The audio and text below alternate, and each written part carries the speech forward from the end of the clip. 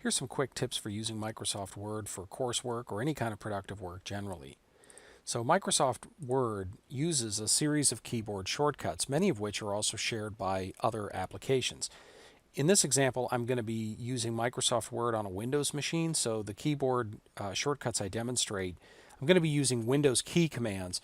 Mac key commands are slightly different, but they're worth investigating if you're using a Mac because they can save you time, just like these ones will in Windows.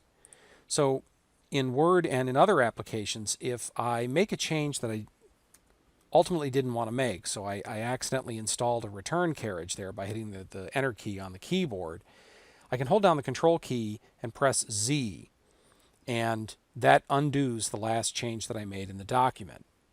Another one that's particularly useful for Microsoft Word is Ctrl S. That will save the document. Of course, I can go into File, and I can navigate through to save. It'll do the same thing, but Ctrl S is a little bit quicker, and it's a good habit to have if you're making changes in Microsoft Word, since recovering lost data in case Word crashes or something like that can at times be a bit of an ordeal. I can also use Ctrl K to install a hyperlink or a link to a location out on the internet. So if I highlight this, hold down Control and hit K, it's going to bring up the dialog for creating a hyperlink, and I'll type in a web address and then click OK. And it installed a hyperlink.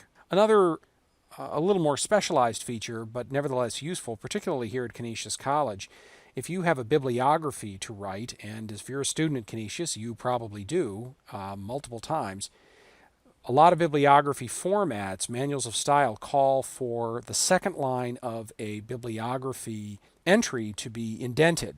And this can be a little frustrating. So if I put the cursor here and I just use the Tab key on the keyboard, Word does something other than I want. Incidentally, I can hit Control Z and undo that. But in this case, what I want to do is hold down the Control key and hit T, and that creates a hanging indent very, very quickly.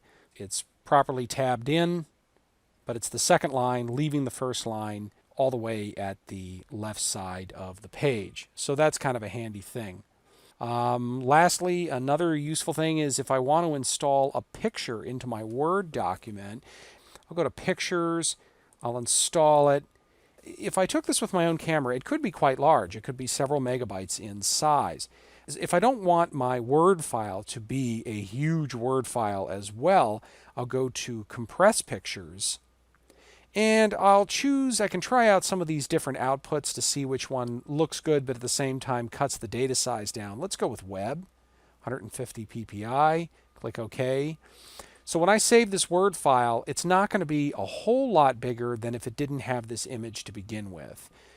Whereas if I had left this in here and say this image was 4 megabytes coming off of my camera, or maybe 1.2 megabytes coming off of my phone, it would have increased the size of the Word document substantially. And that can be frustrating when you need to upload it somewhere on the web, including attaching it to an email.